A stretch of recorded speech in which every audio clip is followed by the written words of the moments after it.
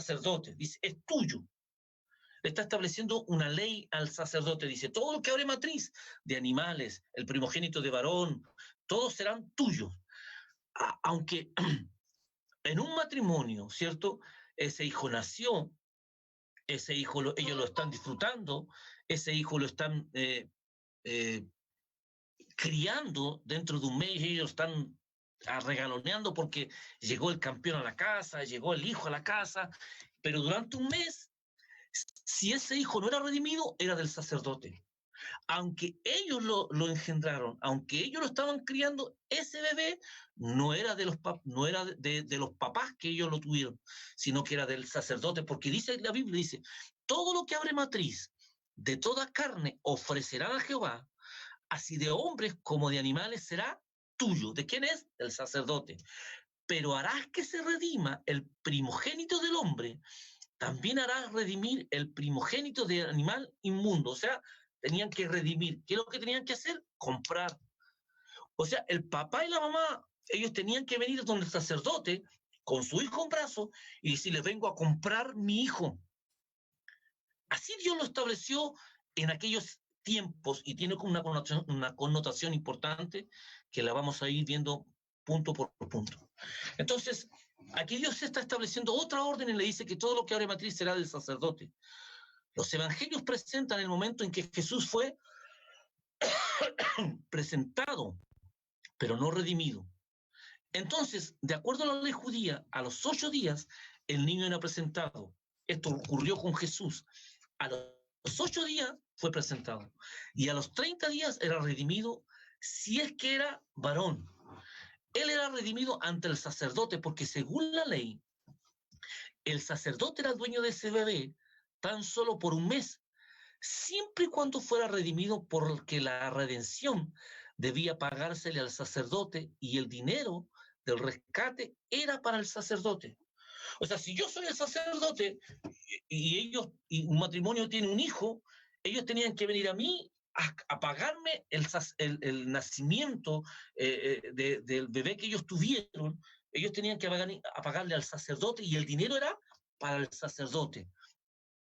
Ahora, en ese mes, al niño lo criaban sus padres, pero bíblica y legalmente ellos no eran sus dueños, sino ajenos hasta que se pagaba la redención. Así lo estableció Dios en aquel tiempo. Letra E. ¿A quién se le pagaba la redención? Porque si estamos hablando de pagar, ¿a quién se le pagaba? Hebreos 12, 22 y 23. Hebreos 12, 22 y 23 dice, sino que os habéis acercado al monte de Sión, a la ciudad del Dios vivo, Jerusalén la celestial, a la compañía de muchos millares de ángeles, a la congregación de los primogénitos que están inscritos en los cielos, a Dios el juez de todos, a los espíritus de los justos hechos perfectos. Entonces, para Israel, la fiesta de la Pascua era la fiesta de la redención o salvación de los primogénitos, aunque Israel la tomó como su fiesta nacional. Israel cambió el concepto, tal cual como hoy día nosotros celebramos el 18 de septiembre, ellos celebraban la fiesta de la Pascua como una fiesta nacional y le cambiaron el sentido de lo que era la fiesta de la Pascua, que era la fiesta de la redención, de cuando Dios redimió a su pueblo en la fiesta, en la Pascua, cuando ellos fueron libres, cuando el faraón les dijo, váyanse, y los dejó ir definitivamente libres, cuando después cruzaron el Mar Rojo, etcétera, etcétera. Lo que el pueblo de Israel un día cambió, algo que es tan trascendental. Entonces, ¿a quién se le debía pagar la redención? Obviamente a Dios. Ahora, aquí hay 3 palabras que tienen que ver y que son muy importantes. La primera dice, sino que os habéis acercado al monte de Sión, a la ciudad del Dios vivo, Jerusalén la celestial, a la compañía de muchos millares de ángeles. Número 1. ¿A dónde ellos se habían acercado? A la compañía de muchos millares de ángeles. Aquí hay 3 congregaciones. Aquí hay 3 pueblos, por decirlo así. La primera es, dice, a la compañía de muchos millares de ángeles. 2, a la congregación de los primogénitos que están inscritos en los cielos. 3, a los espíritus de los justos hechos perfectos. La primera, a la compañía de muchos millares de ángeles. Esto ya sabemos que son los ángeles, y ya eso no hay mayor profundidad en ello. A la congregación de los primogénitos se está refiriendo aquí de personas que fueron redimidas por ser el hijo mayor del pueblo de Dios, o sea, los primogénitos. Y esto tiene que ver un poco con nosotros. A los espíritus de los justos hechos perfectos, estos son los santos del Antiguo Testamento. Se les llama los justos. Entonces, la historia nos cuenta de cómo el pueblo de Israel fue redimido por la sangre del Cordero Pascual y de cómo fueron salvos cuando cruzaron el Mar Rojo, recibiendo el bautismo en la nube, etcétera, etcétera, todo lo que hemos visto allí. ¿Ya? Sigamos avanzando. En estos tiempos, el valor de un cordero, si tú y yo fuéramos a comprar un cordero, el valor de un cordero bordea los 40, 50 mil pesos, dependiendo del cordero. Puede que otro esté más caro, puede que otro esté un poco más económico, pero eso yo puse un precio allí estimativo para que nosotros más o menos entendiéramos. ¿Para entender qué? Esto, dice, en estos tiempos el valor de un cordero es de aproximadamente 50 mil pesos, para lo cual no es mucho, porque 50 mil pesos tú tienes. Hay varios que, con tal de comer, gastan esas 50 loquitas y no es malo un cordero, ¿cierto? Pero fíjate en la situación que el pueblo de Israel estaba viviendo 430 años en oprobio, 430 años en pobreza. Ellos trabajaban por un pedazo de pan. Ellos trabajaban por poder tener para comer. Y se sacrificaban y la paga que ellos tenían era pero muy mala, casi nada. De hecho, trabajaban haciendo ladrillos y casi ni les pagaban. Entonces, cuando Dios le establece, fíjate en esto, cuando Dios le establece y le dice que va a pasar el ángel de la muerte y que ellos tenían que tomar un cordero, matarlo y pintar con la sangre de los dinteles, imagínate la tremenda inversión que ellos hicieron para ser rescatados sus primogénitos. Cuando tú lo ves desde una perspectiva normal, no te das cuenta de lo que está aconteciendo allí. Cuando tú escarbas en el texto, te das cuenta que en la compra o la remisión o el redimir a los primogénitos en aquel tiempo costó carísimo, muy caro. Costó, fue, pero tremendo lo que ellos tuvieron que pagar porque ellos no tenían la economía. Y cuando el Señor establece esto, ellos buscaron, hicieron, sacaron no sé de dónde para comprar ese cordero que les costó caro, que no tenían la economía, pero para poder hacer lo que el Señor les estaba diciendo que tenían que hacer para redimir a los primogénitos, para lo que se iba a venir. Hoy día, no sé si esto te dice algo con respecto a en este tiempo. Si el cordero pagó un alto precio, o ellos pagaron un alto precio por el cordero, ¿cuánto más nosotros por Cristo? Porque ese es nuestro cordero pascual, Cristo. Entonces, aquí tenemos que se nos aplica Gaal porque nosotros, tú y yo, somos la esposa del cordero. 2, también se nos aplica Padá, porque estábamos destinados a morir como todos los demás. Por eso fuimos redimidos, cada uno individualmente. Por eso el pago por cada uno fue muriendo por cada uno para redimirlos y darle la salvación. Padá significa que Cristo murió y cada vez que la gente viene a Cristo, Cristo pagó un precio por cada uno de nosotros y nos redimió. ¿Dónde? En esa cruz. Entonces, en Egipto el cordero murió para Dios. Por eso ellos tomaron el cordero, lo sacrificaron, pero ese cordero murió para Dios, para ofrecerlo a Dios. Ahora, ¿quién ofreció el cordero? El cordero lo ofreció el padre, el papá. ¿Quién mató al cordero? El padre. Fíjate en esto, cuando en el tabernáculo,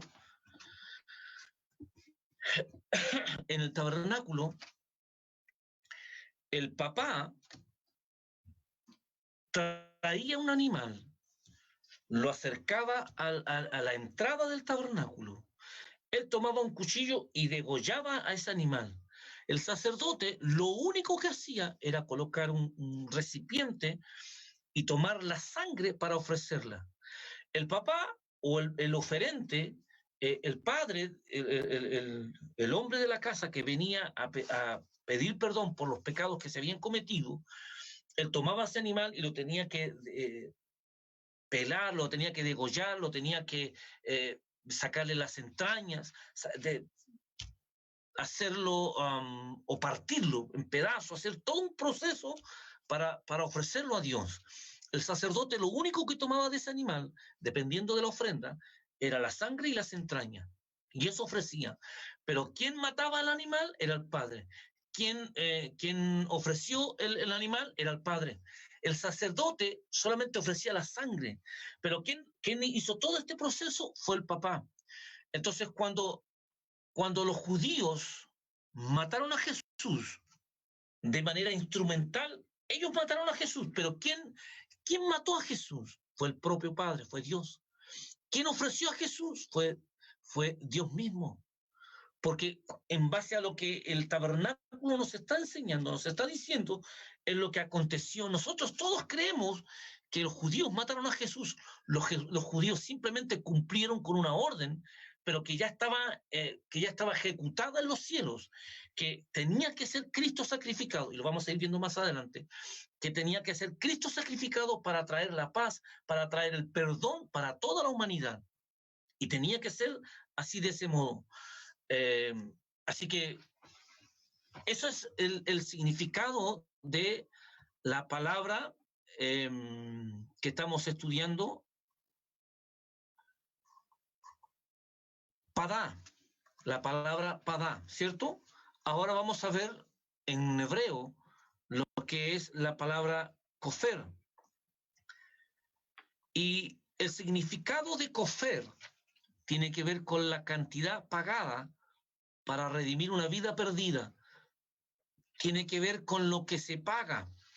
Éxodo 21:30 dice, si le fuera impuesto precio de rescate, entonces dará por el rescate de su persona cuanto le fuera impuesto. Por eso dice, tiene que ver con la cantidad pagada, cuánto por el precio, con la cantidad de dinero, con la cantidad que es para redimir una vida perdida.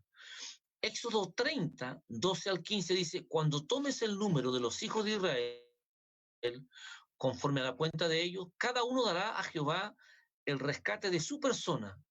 Cuando los cuentes, para que no haya en ellos mortandad, cuando los hayas contado, esto dará todo aquel que sea contado, medio ciclo, conforme al ciclo del santuario.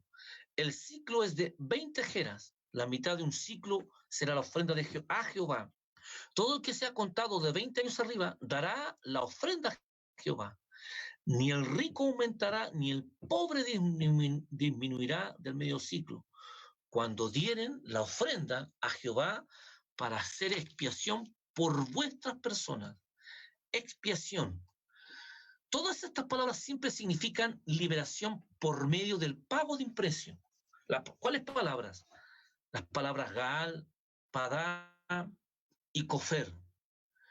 ¿Por qué? Porque dice, las circunstancias varían desde redimir a un prisionero de guerra, un esclavo, un artículo empeñado o la nación de Israel, pero siempre a causa del pago de un precio.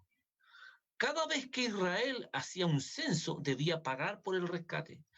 Ahora, no son los primogénitos, sino que son todos. Esto por el hecho de que son contados. Por eso está diciendo ahí el texto, por el hecho de que fueron contados, por el hecho de que pecaron haciendo este censo, ellos tuvieron que pagar un dinero. Esto también le pasó al rey David cuando hizo un censo, ellos tuvieron que pagar. Entonces, las tres palabras, Gaal, Padá y Kofer, se refieren a la redención. Y en las tres está implícito el pago de un precio. Esto es en hebreo. cada vez que hablamos de Gaal, de Padá y Cofer, tiene que ver con el pago de un precio para dejar libre a una persona. ¿Por qué? Porque rescatar o redimir es lo mismo. Ahora, rescatar es recuperar lo que es tuyo, recuperar lo que es de tu familia, recuperar lo que siempre fue tuyo. Por eso dice, cuando nace el hijo mayor, este está en manos de Dios y del sacerdote. Aunque físicamente lo tienen sus padres y está en su casa, pero ellos lo tienen que rescatar de Dios y del sacerdote, porque si no, no es de sus padres. El niño nacía, Dios estableció una orden, y para que ese niño fuera legalmente de sus padres, ellos tenían que rescatarlo, ellos tenían que comprárselo o darle el dinero al sacerdote según lo está estableciendo Dios. Ahora, si los padres no rescataban al niño, este crecería, pero en cualquier momento el sacerdote lo podría reclamar como de su propiedad. Si el papá decía, no, yo no voy a pagar esa cantidad, o yo no tengo esa cantidad, entonces el sacerdote no iba a decir nada, pero en cualquier momento, en el transcurso de la vida de este niño, el sacerdote podía ir donde el papá y decirle, ¿sabes qué? Vengo a reclamar a este niño porque este es de mi propiedad. Es tu hijo, tú lo estás criando, pero este es de mi propiedad según la ley establecida por Dios. Y él se lo podía llevar. ¿Por qué? Porque el papá no lo rescató, no pagó lo que tenía que pagar según lo establecido por Dios, en lo que estamos aprendiendo hoy día.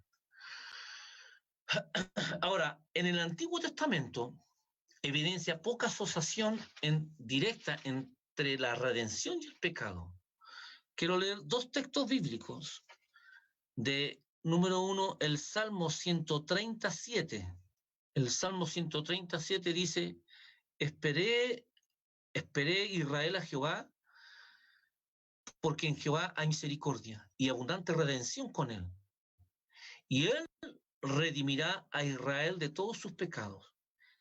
Isaías 59:20 dice, y vendrá el Redentor de Sión, y a los que se volvieren de la iniquidad en Jacob, dice Jehová. Estas dos palabras tienen poca evidencia en cuanto a la redención y el pecado. No hay poca comunión o poca relación entre estas dos palabras, redención y el pecado. ¿Por qué? Porque estos dos pasajes son escatológicos y a la vez son proféticos. Escatológicos se está refiriendo que todavía no ha acontecido, todavía no se han cumplido estas palabras porque se van a cumplir más adelante. La escatología tiene que ver todo con el tiempo del rapto de la iglesia, el tiempo de la tribulación, todo eso es la escatología, de lo que va a ocurrir en los 1000 años, todo eso tiene que ver con la escatología. Y es profético porque es más adelante. Por eso te nombro estas dos palabras, pero estos dos pasajes vinculan la redención con el pecado. Tiene que ver con ser redimido de los pecados. Pero aquí la idea de ser redimido es extraña en el Antiguo Testamento, casi ni se menciona. Pero sí es un punto central en el Nuevo Testamento. Y esto porque nosotros fuimos redimidos por nuestros pecados. Ahora, tenemos que considerar que hay dos pueblos de Dios. ¿Cuáles son estos dos pueblos de Dios? La Biblia menciona el Antiguo Pacto y el Nuevo Pacto.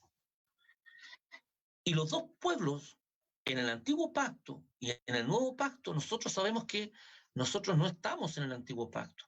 Y hoy todavía, en estos tiempos, hay iglesias que ignoran el Nuevo Pacto y ellos están basados en las tradiciones y legalismo y cosas que tienen que ver básica y literalmente con el Antiguo Pacto, no el Nuevo Pacto. Nosotros estamos en el Nuevo Pacto y por estar en el Nuevo Pacto tenemos muchos derechos y privilegios porque somos hijos de Dios, etcétera, etcétera. Ya quizás más adelante en otras clases vamos a estudiar con profundidad lo que es el Antiguo Pacto y lo que es el Nuevo Pacto para que a usted le quede bien claro a qué se está refiriendo estas dos palabras cuando la Biblia habla de dos pueblos. Y los dos pueblos hay santos. Los santos son en el Antiguo Pacto y los santos son del Nuevo Pacto. Tú y yo somos los santos del Nuevo Pacto. Entonces, estos dos pueblos de Dios son tratados de manera diferente por Él, según cada pacto. Porque en un pacto, en el antiguo pacto está establecido bajo las leyes de Moisés.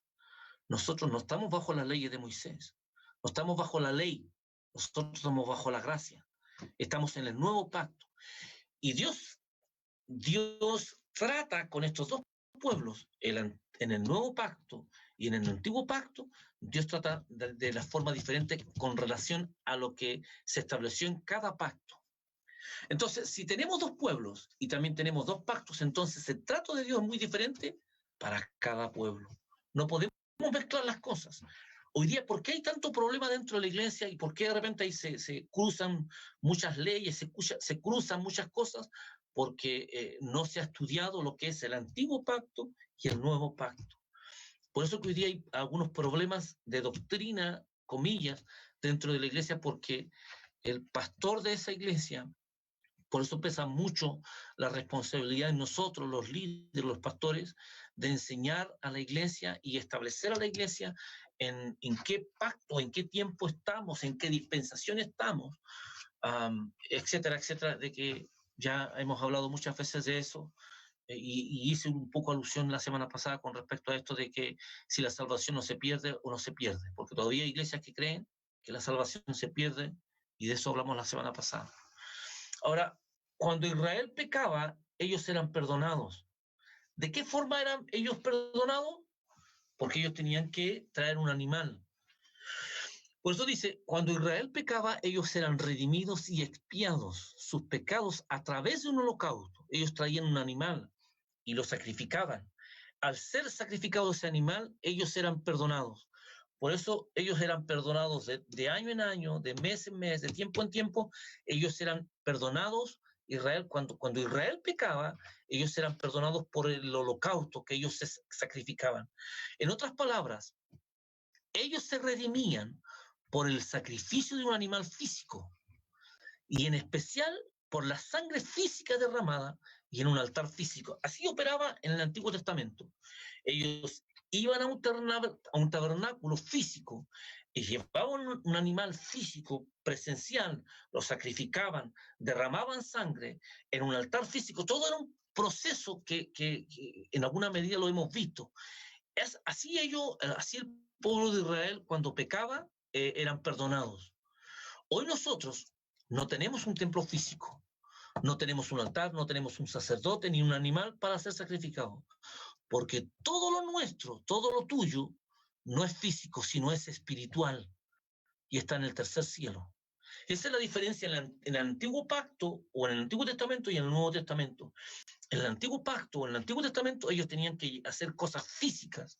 Nosotros no tenemos que hacer nada físico porque todo es en Cristo, y Cristo ya pagó, Cristo ya lo hizo todo por nosotros. Hoy nosotros no tenemos que hacer nada de lo que el pueblo de Israel tenía que hacer en aquellos tiempos. Entonces, la muerte de Cristo fue necesaria para nuestra redención.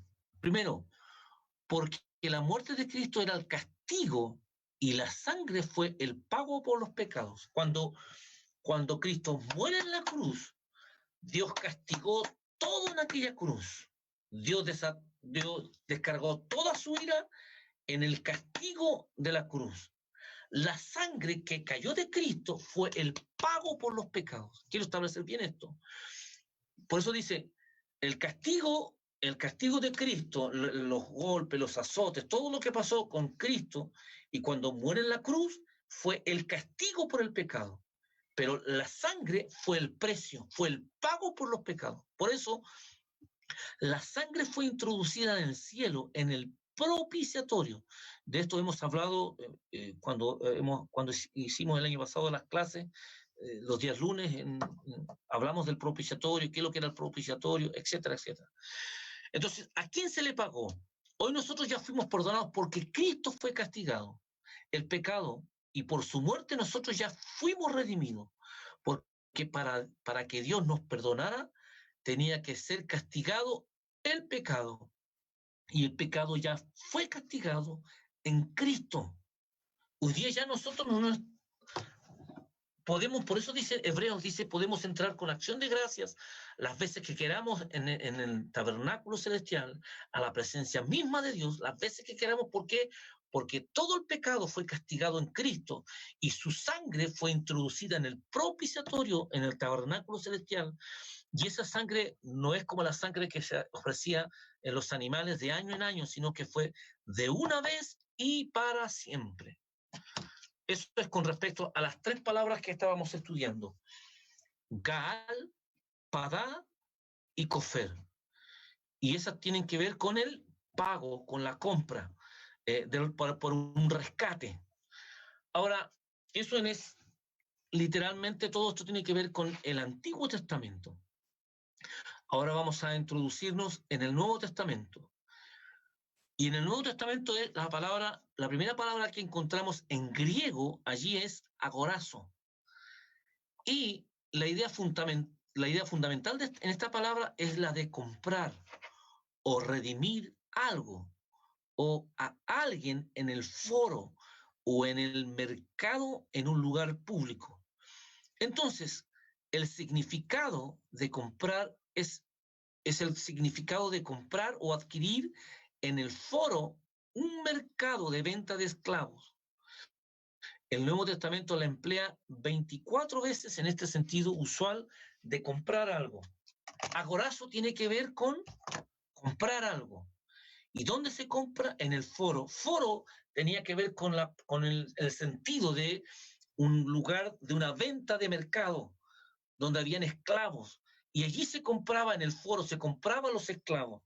Por eso agorazo en griego significa comprar en el foro, comprar en un mercado, en una venta de esclavos. ¿Por qué explico esto? Por lo siguiente. Mateos 13:44 dice: además, el reino de los cielos es semejante a un tesoro escondido en un campo, el cual un hombre halla y lo esconde de nuevo, y gozoso por ello va y vende todo lo que tiene y compra, agorazo, aquel campo. Compró.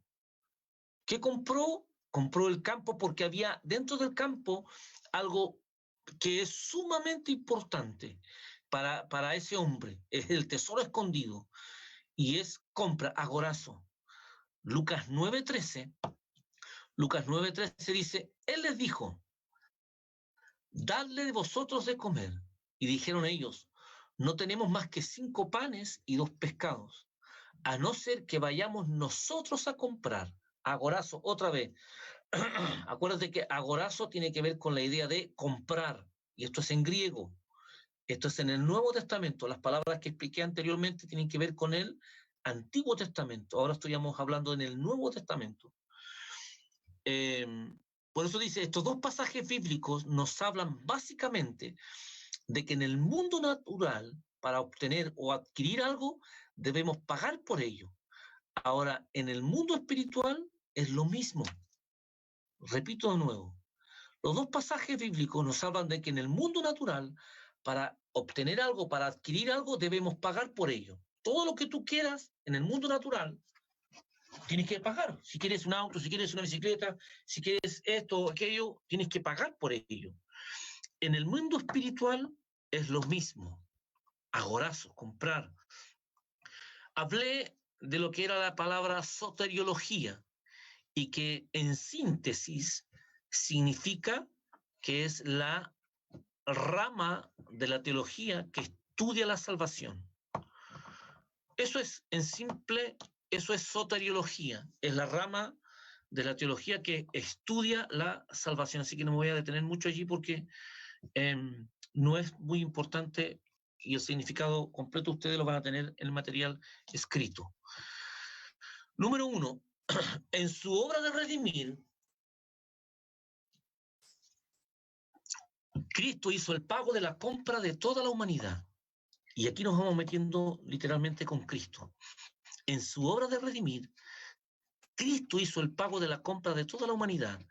Segunda de Pedro, capítulo 2, versículo 1, dice: pero hubo también falsos profetas entre el pueblo, como habrá entre vosotros falsos maestros que introducirán encubiertamente herejías destructoras y aún negarán al Señor que los rescató, atrayendo sobre sí mismos destrucción repentina. Aquí Pedro está diciendo que el Señor redimió a toda la humanidad, porque Él pagó por los pecados de toda la humanidad. Esto quiere decir que pagó por los escogidos y por los que no están escogidos. Entiéndase bien, cuando Cristo muere, muere por toda la humanidad, pero Él salvó a los escogidos. Esto porque la única manera de quitar el pecado del mundo era pagar por todo el pecado del mundo. Por eso que cuando Dios tenía un problema en el universo con el pecado, tenía que resolverlo con Cristo. Y Cristo tenía que venir a la tierra, lo vamos a ver más adelante, meterse en un cuerpo y tenía que resolver el problema del pecado aquí en el mundo, aquí directamente en el mundo, introducido en un cuerpo, para poder quitar el pecado del mundo. Pero ojo con esto, quitar el pecado del mundo no significa que Él vino a salvarlos a todos, sino que vino a resolver, número uno, el pecado del mundo, pero vino a salvar solamente a los escogidos. Y voy entrándome en este punto. Juan 1.29. Juan 1.29 dice, el siguiente día vio Juan a Jesús que venía a él y dijo, he aquí el Cordero de Dios que quita el pecado del mundo. Lo vuelvo a repetir. Y es más específico. Juan ve a Jesús de lejos y cuando lo ve dice, he aquí el Cordero de Dios que quita, que saca, que erradica, que echa fuera el pecado del mundo. Por eso Dios tiene un problema en el universo y es con el pecado. ¿El pecado qué? El pecado que cometió Adán. Por eso habla del primer Adán y el segundo Adán, la Biblia, ahí en 1 Corintios capítulo 15. El primer Adán y el segundo Adán. Ahora, este pecado no puede ser quitado o erradicado sino solo por la ley de Dios. Por eso viene Cristo a resolver este problema. Y la única forma era quitando el pecado. Ahora, para quitarlo, había que pagar por el pecado de todo el mundo. La única forma de quitarlo era pagando el precio. Y el precio era con su propia vida. Para quitar, ojo con esto, para quitar el pecado del mundo. Porque fíjate lo que dice Primera de Juan 2.2. Te voy a leer en dos versiones. Primera de Juan 2.2. Dice, y Él es la propiciación por nuestros pecados. Y agrega, y no solamente por los nuestros, sino también por los de todo el mundo. ¿Te das cuenta que hace una diferencia allí? Dice, y Él es la propiciación por nuestros pecados. Los nuestros. Y agrega, y no solamente por los nuestros, sino también por los de todo el mundo. En la versión NBI, el mismo texto dice, Él es el sacrificio por el perdón de nuestros pecados, y no solo por los nuestros, sino por los de todo el mundo. Está agregando al resto. Está diciendo que Cristo muere y expía o se sacrifica para que los pecados nuestros de los escogidos sean perdonados, pero también por los de todo el mundo, para quitar, para erradicar el problema del pecado. Entonces, cuando Cristo viene a la tierra, Cristo viene a resolver varias cosas. Número uno, Él viene a resolver el problema del pecado. Él viene a resolver el problema de Satanás y la rebelión de los ángeles, cuando se rebelaron en el tercer cielo. Él viene a resolver la rebelión humana que se produjo con el pecado de Adán. Él viene a resolver la corrupción a causa del pecado.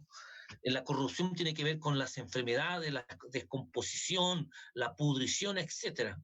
Él viene a resolver el problema de la muerte, porque por cuanto, hay un texto que vamos a ver más adelante, por cuanto todos estaban por temor a la muerte, y quien tenía el poder y el dominio de la muerte era Satanás, entonces Cristo viene a resolver el problema de la muerte. Él viene a resolver el problema de la ira de Dios en la cruz. En la cruz, Cristo resolvió muchos problemas. Hoy día nosotros tenemos que meternos en el sacrificio de la cruz. Algunos tienen como temor, algunos tienen como no sé qué palabras emplear para no meterse o creen en el Cristo bonito, en el Cristo hermoso, y no saben que en la cruz Dios resolvió muchos problemas. En la cruz, tú y yo tenemos que volver a la cruz para entender qué es lo que Cristo nos dio en esa cruz, qué es lo que Cristo resolvió para ti y para mí en aquella cruz. Entonces, todo esto lo resuelve Cristo en el acto de la cruz. Yo nombré algunos puntos de lo que Cristo resuelve en la cruz, en su muerte, pero son muchos más los que, por eso Pablo habla del Cristo crucificado. Cuando Pablo habla del Cristo crucificado, él está ahondando, profundizando de todo lo que hay en el Cristo crucificado. Entonces, Cristo muere y resuelve el problema de todos los pecados, pero otorga salvación a aquellos que el Padre ha determinado. Repito nuevamente, cuando Cristo muere en la cruz, Cristo resuelve en la cruz el problema del pecado que había para con Dios, la ira, etcétera, etcétera. Cristo resuelve el problema del pecado, pero otorga salvación solamente a aquellos que el Padre ha determinado.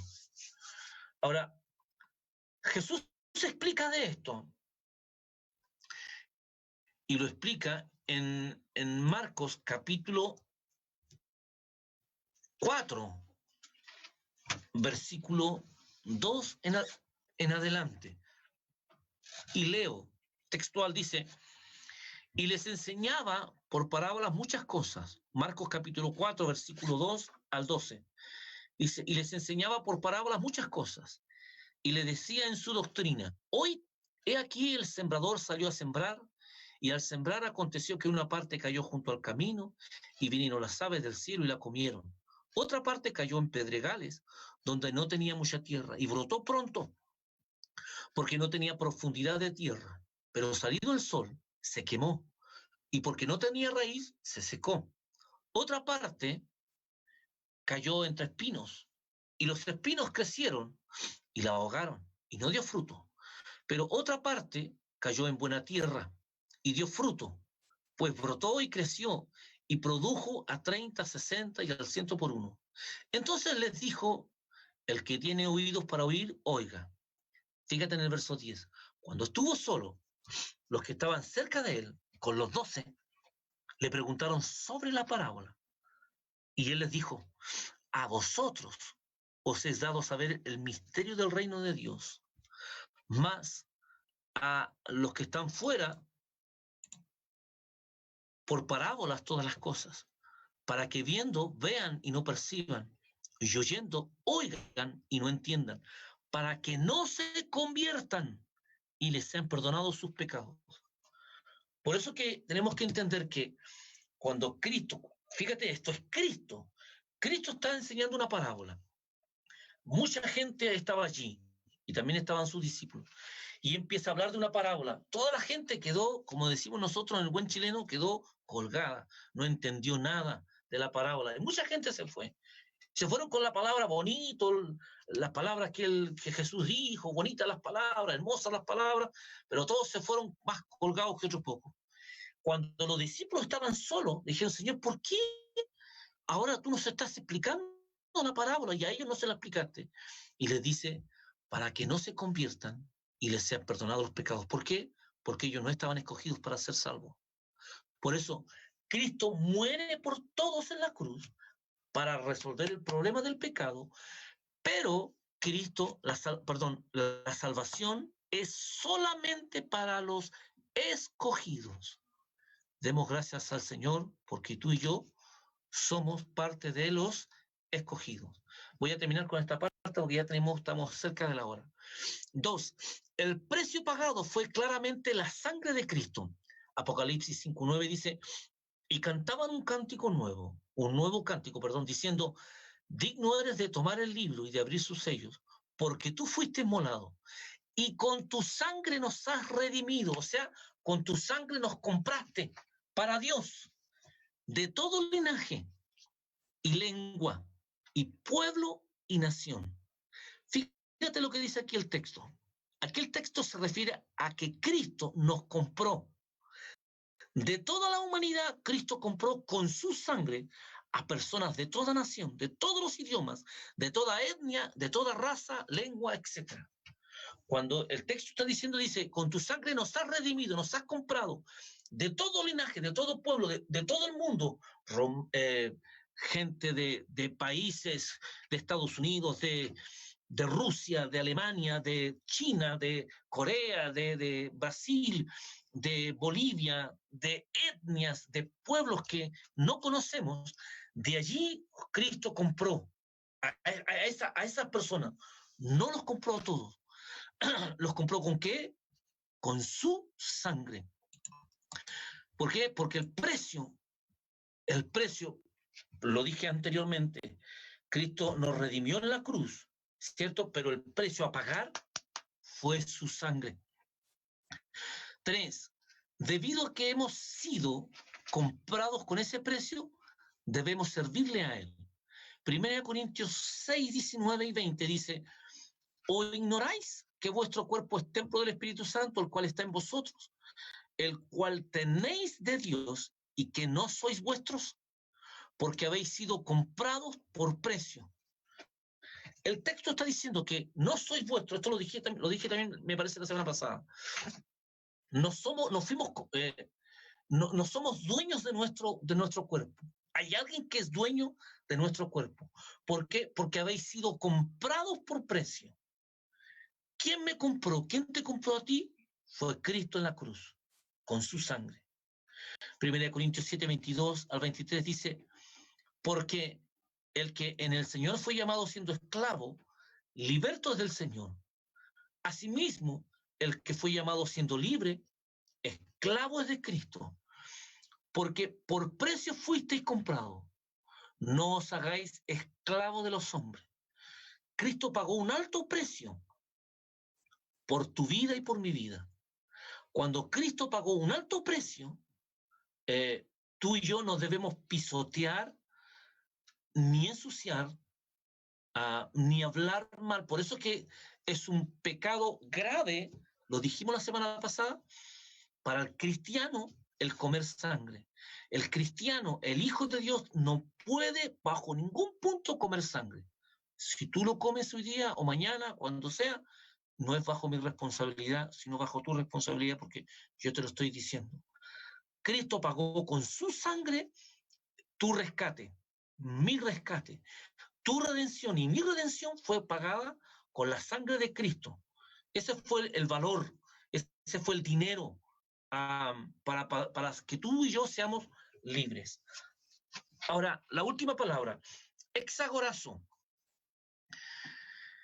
Exagorazo significa fuera del mercado, de la venta fuera del mercado o fuera de la venta del mercado de esclavos, fuera de ese lugar. Eso es exagorazo. Agorazo es dentro. Exagorazo fuera. Por eso dice, agorazo es comprar en el foro o en el mercado de esclavos. Ex significa sacar fuera. Por eso vamos a estudiar esta palabra. Acabamos de estudiar agorazo. Y agorazo es dentro de una venta de esclavos. Exagorazo fuera de la venta de esclavos.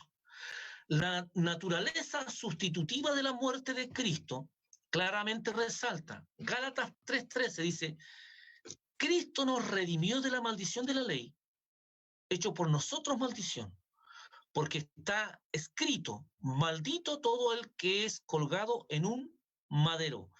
Por eso está diciendo el texto, Cristo nos redimió de la maldición, o sea, Cristo nos compró.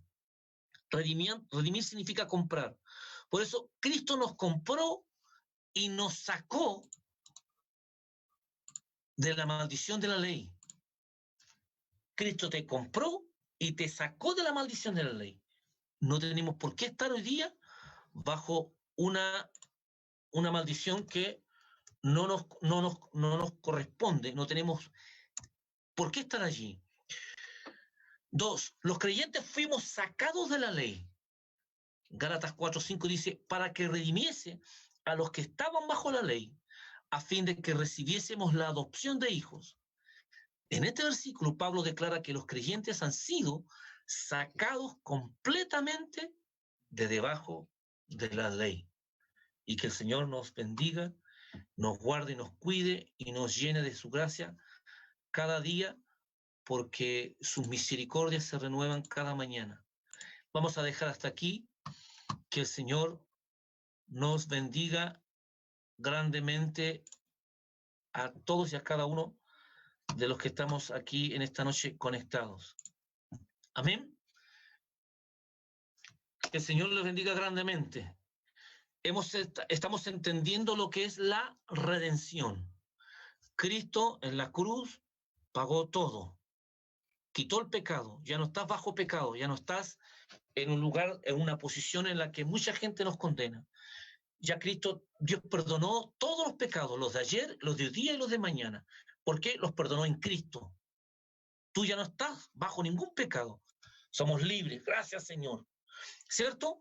Y número 2, el precio del rescate tuyo y mío fue la sangre de Jesús. Cristo ya nos compró, nos sacó. Nosotros estábamos dentro de una venta agorazo. Estábamos dentro de un lugar de venta de esclavos. Allí estábamos dentro, ¿cierto? Antes de estar en Cristo, nosotros estábamos dentro. Vino Cristo y nos compró y nos sacó del lugar de venta de esclavos. Nos sacó del foro, nos sacó de allí y nos hizo libres. Eso todo lo hizo Jesús en la cruz del Calvario. Así que el Señor nos bendiga grandemente. Quise volver atrás por amor a algunos que están por primera vez, en este caso Jefferson, y quise volver atrás porque agregué varias cosas más de las que fui descubriendo y no quiero dejar pasar. Fíjate en esto, estaba en 22 hojas, voy como en 30. Así que es un estudio bastante amplio, no sé a cuántas hojas voy a llegar, como a 40. Pero el punto es de que no pasemos por encimita de un estudio, sino que nos metamos completamente y tú lo vas a tener en tus manos y va a ser de mucha bendición y ojalá, como digo siempre, ojalá puedas volver a releerlo, reestudiarlo, porque es lo que necesitamos para estos tiempos. Preguntas, consultas, dudas antes de ya cerrar esta clase. Hable ahora o calle para siempre, como dijo alguien por allí. El que quiera decir algo, levante la manito para que le puedan abrir el micrófono.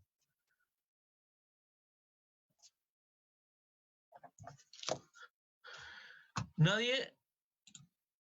Si no hay nadie, vamos a estar terminando esta clase del día de hoy y vamos a continuar la próxima semana con respecto a lo que tiene que ver con la redención. La hermana Ángela, lo puse yo en delante en el WhatsApp online de la iglesia, de nuestra iglesia, está pidiendo oración por la hermana, por su papá, que está con problemas en sus pulmones y ya le está faltando el aire para respirar. Así que vamos a orar por esta situación. Anoche también yo pedí la oración por mi cuñada Laura, que tenía problemas de respiración, y yo le había dicho que fuera al hospital, porque si ya tenía problemas de respiración y no quiso ir, se afirmó en la fe de Cristo, así que no fue. Pero hoy día tenemos al papá de Ángela, que está pidiendo oración por este varón que está con problemas de respiración, y hoy creemos en el Señor que Él lo va a sanar y lo va a sostener y lo va a guardar. Amén.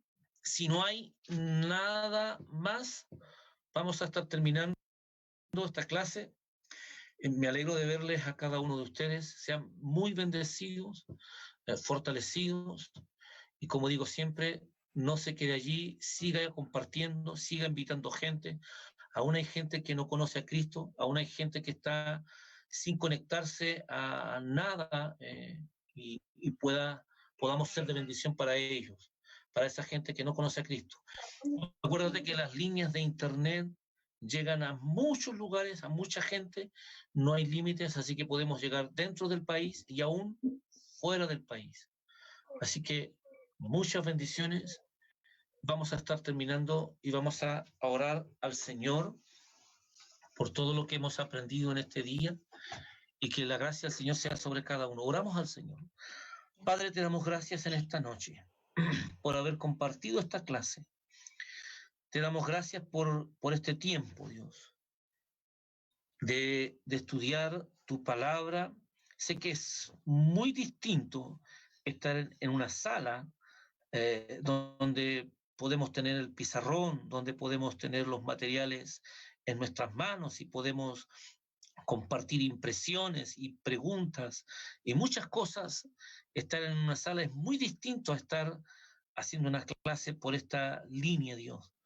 Pero aún así queremos fortalecer a la iglesia, bendecir a la iglesia. Señor, oramos por este varón, por el papá de Ángela, que está con problemas de respiración en sus pulmones. Oramos porque este virus no siga avanzando, Señor, y oramos por un milagro allí en la vida de este siervo. Señor, para que sea sanado, para que sea bendecido, Dios, y un milagro opere en su vida en esta hora. Señor, oramos por cada uno de los que se han conectado en esta noche, que el día miércoles nuevamente podamos volver a juntarnos por medio de esta línea y poder bendecir tu nombre, engrandecer y exaltar tu nombre. Te damos gracias, Señor, porque hasta aquí tú has sido bueno para con nosotros. Nos has guardado, nos has cuidado, nos has librado de ser contagiados, nos has librado de pasar hambre, porque hemos visto tu mano poderosa, cómo ha bendecido nuestras casas, cómo ha bendecido la economía. Hasta aquí hemos visto cómo tú has sido bueno con nosotros. Bendecimos, Señor, la vida de Jefferson, Señor, que hoy día le vemos junto a nosotros, que pudiéramos estarlo viendo o escuchando, saber de que fue muerto. Hoy día vemos un milagro en la vida de Jefferson, de que los médicos decían que no iba a quedar bien, que iba a quedar con secuelas bastante fuertes, y hoy día lo vemos sano para tu gloria y cada día recuperándose. Te damos gracias en esta noche, Señor. Guarda a nuestros hijos, guarda a nuestra familia, guarda nuestros matrimonios, la economía, Señor. Abre puertas de trabajo, multiplica y bendice nuestra despensa, que tu sangre, que es tan poderosa, que pagó el precio y fue introducida en el propiciatorio, Señor, y que con esa sangre tú pagaste la libertad, tú nos redimiste a todos los cientos, miles de millones de hijos tuyos, nos redimiste con tu sangre, a la cual honramos en esta noche. Y pedimos que esa sangre cubra nuestras casas, que esa sangre cubra nuestra familia, cubra nuestros hijos, todos nuestros seres queridos. Pedimos que esa sangre, Señor, que se vertió hace más de 2000 años, Señor, y que desde el Génesis hasta este tiempo está vigente, porque tu sangre está vigente, Señor, porque tu sangre tiene poder. Tiene un poder para cubrir, tiene poder para proteger. Tu sangre, Dios, no quedó en aquella cruz, sino que fue vertida en el propiciatorio y tú fuiste propicio a ella. Señor, te damos gracias porque esa sangre cubrió y quitó todos nuestros pecados. Esa sangre pagó el precio por nuestros pecados. Y hoy día tenemos libre acceso para entrar a tu presencia por el sacrificio tuyo, Jesús. Por eso clamamos a esa sangre, para que esa sangre cubra a los que van a trabajar, para que esa sangre